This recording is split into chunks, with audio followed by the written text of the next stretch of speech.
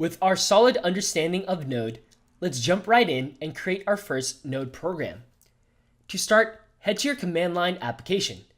In Mac, you can press Command Space for the Spotlight feature, just like so, type in terminal, and there press enter. You'll launch the terminal application as it appears just like so. On Windows, the application for the command line is usually called command prompt. With the terminal open now, let's make sure we have Node. Type in Node and then space -v for the version number.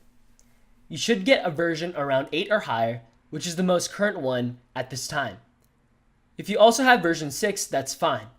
That version is the more stable industry standard and should support all of the features we use in this course.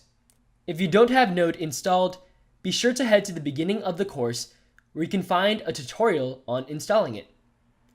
With Node, we should also automatically get NPM, so if you type in npm B, you'll find your version of NPM, and you should find something higher than version 5 or version 3 if you're also using Node v6. You might be wondering what Npm does and accomplish and what it stands for. Npm, or the Node Package Manager, is a tool automatically shipped with Node that allows us to initialize Node projects and install relevant modules for our projects. While developing applications, the subject of modules will continue to appear as these modules, or JavaScript libraries, will allow us to create powerful features for our servers and Node applications. For our first step, let's make a new folder for our first Node project. You'll probably want to create a folder for this course too. How about Node Postgres? To make a folder, use the mkdir command, which stands for make directory. So it's mkdir, dir, and then node_postgres for the folder of this course. And if you type ls, we should find that Node Postgres is now available in our folders. Then let's navigate into that folder or directory by using the change directory command, cd for short. And then once I type in node, notice that this is the only thing that has node as its prefix, so if I press tab, it'll automatically go up to Node Postgres, and then I can type enter to complete the command. Great. Now that we have a folder for our Node Postgres projects, let's make our first project, one called first server. Again, we'll use the make directory command. So let's mkdir and then create our project, which is first_server. Now let's change the directory into that one.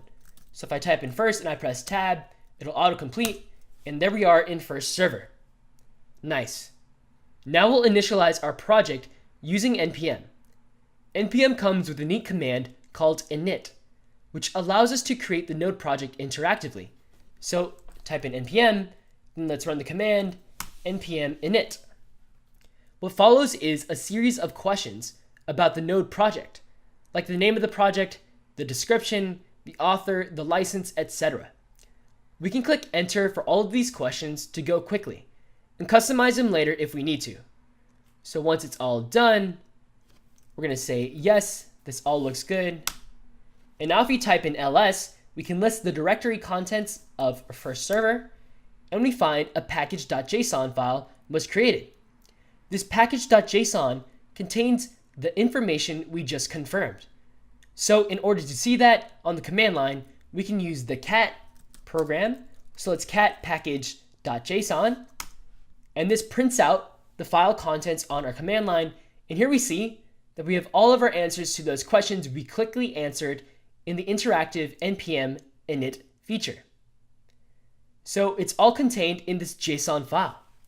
We'll dive into JSON later, but if you're unfamiliar with the file type, you can think of JSON as a file full of JavaScript object data, where all the keys are surrounded by quotation marks. For our Node project, our package.json file represents our configurations and lists out ways we can also interact with the project. Great, we've now set up our first Node project. Let's move on and start adding the code to turn it into a server.